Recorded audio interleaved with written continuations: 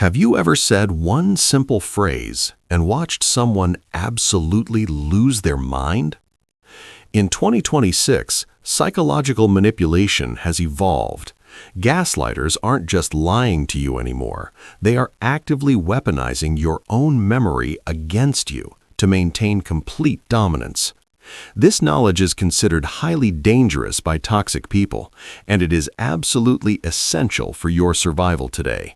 Because once you learn the exact phrase that shatters a gaslighter's reality distortion field, you become completely immune to their psychological abuse. But be warned, their reaction will be explosive. Ready to take back your mind? Welcome to the Logic Trap. Chapter 1. The Foundation of Gaslighting.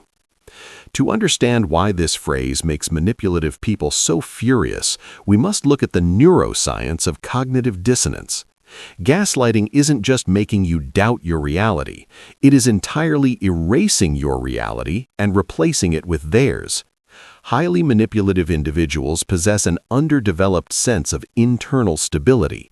They literally require external control over you to regulate their own nervous system.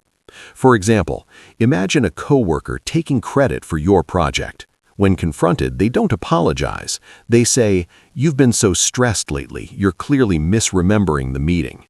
Or in a relationship, your partner cancels anniversary plans at the last minute. When you get rightfully upset, they say, "We never agreed on a specific day, your memory is getting terrible." They are planting a psychological seed of doubt. But what happens when you completely refuse to water that seed? The next trick we are going to uncover is even more subtle, and it reveals their exact trap. Chapter 2. The Manipulation Sequence. Gaslighters follow a predictable neurological script called DARVO: deny, attack, and reverse victim and offender. When you challenge their false narrative, their amygdala perceives it as a literal threat to their survival. For our first example, imagine you tell a family member you didn't repay the money you borrowed. They immediately deny it, then attack your character. "You are always so obsessed with money, it's making you paranoid." Finally, they reverse roles. "I can't believe I have to deal with such a toxic person." For a second example, picture a boss who promises you a raise, then gives it to a junior employee. When you speak up, they say, "I never promised you that. You're acting entitled, and this aggressive attitude is exactly why you didn't get it." They pivot entirely from their abusive action to your normal reaction. Chapter 3. The Matrix-Breaking Phrase. Pay close attention here. In fact, comment your thoughts on Chapter 3 down below, because this is where the entire power dynamic flips. The phrase that breaks their control is, "I trust my memory of what happened." Why does this work flawlessly? It is deeply rooted in boundary setting. Gaslighters desperately want you to argue minor facts so they can confuse you in a web of semantics. When you say, "I trust my memory," you make an undebatable statement about your internal boundary. You instantly revoke their access to your reality. Imagine a friend trying to convince you you insulted them. Saying, "I trust my memory," stops the debate cold. Or imagine a landlord claiming you verbally agreed to a sudden fee increase. Responding with, "I trust my memory of our agreement," shifts the burden entirely off your shoulders.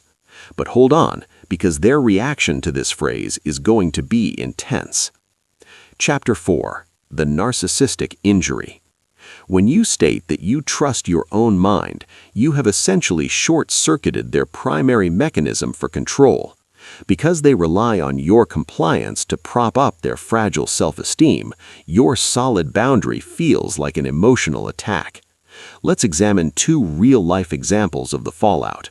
First, explosive rage. They might shout, "So you're calling me a liar?" They intentionally escalate the tension, hoping you will back down to soothe their bruised ego. Second, the silent treatment. They will withdraw all communication, actively punishing you for refusing to play their game. Both extreme reactions scientifically prove one thing: the phrase worked, and you took away their power. Chapter 5. The Aftermath and Your Freedom. Escaping a manipulative environment requires relentless consistency. If you want to join the 1% of people who simply cannot be manipulated, make sure you subscribe to the channel right now. Going forward, repeat your boundary like a broken record. I hear what you are saying, but I trust my memory. Do not over-explain. Do not defend your stance. Hold the line. If your partner tries to drag you back into an argument hours later, repeat the exact phrase without raising your voice. If a manipulative client tries to gaslight you over project scope, type that boundary in an email and refuse a phone call. Consistency is your psychological armor. To summarize, gaslighters need you to doubt yourself so they can feel secure. By refusing to argue fabricated facts and fiercely trusting your perception, you permanently dismantle their strategy.